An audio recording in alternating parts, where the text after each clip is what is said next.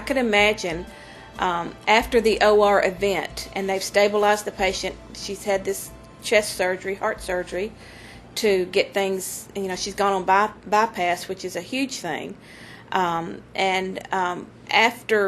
the patient is settled, or stabled, then they would probably, she probably went straight to the critical care unit. She may have gone to a recovery room. Other people may have gone to a recovery room. I would imagine she went into surgery thinking that, number one, she was going to be awake for a lot of the surgery to hear her describe her block and her anesthesia. And then she thought she would go roll back into a regular room with a bed and a chest in there and her husband or one of her children in there with her.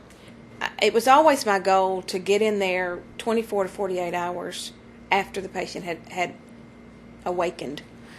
Maybe they still might be intubated, but they were awake and could understand, and really be truthful with them. Have another person in the room. And I have heard of some horror stories where, 2 or 3 administrators come in the room. I think it's important that you sit down on the bed or pull up a chair. You don't need to be standing over people. You don't need to be in a suit and tie, or 2 or 3 of you in a suit and tie, telling you things, because it's intimidating. You need to really sit down eye to eye with somebody, and the husband, if you can get somebody to sit down too. But sometimes just talk to them. Here's what we think happened. I understand your expectations were this, but as we were in the OR suite, and I'm not putting words, I'm trying to use her story, but as we were putting you to sleep, or we were numbing your leg, we think that the anesthesia person, put the medicine in the wrong place, put it in the vein or the artery, whatever the deal is, and tell them. And because of that, your heart stopped, and we had to do this other surgery, and we're very sorry. We want to learn from how this happened, how we could help other patients, so that we can put processes in place so that this doesn't happen to somebody else.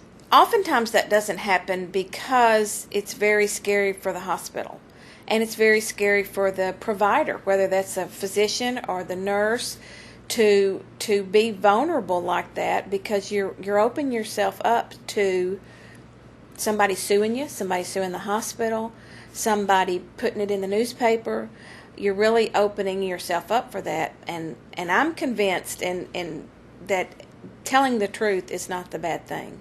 Most everyone that I had that experience with, and I had the opportunity to walk them through the process and help them, and not just on the day of surgery, but make a point to, every 3 or 4 days go in that room. How you doing, Miss Smith? Talk to the husband. Maybe not bring it up, but just be there if they want to ask you a question or something. And then on discharge too, make sure. It was always my goal to be there when that patient went home and make sure they had my card in their hand, and they knew how they could contact me and or whoever was the appropriate person for them to call. But the appropriate person is not risk management. The appropriate person is a caregiver who understood the case, who may have been involved in whatever the deal was going on. But most people are pretty forgiving.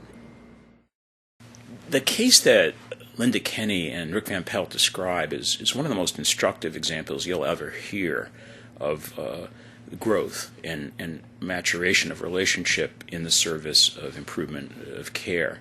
Notice the trust on the part of the patient who was injured, Linda, the dawning realization that the people involved in that injury did not intend it, and as angry as she feels, that there is a point of bonding around the injury, since both, in essence, are victims, the patient and the people who found themselves enmeshed in this near tragedy.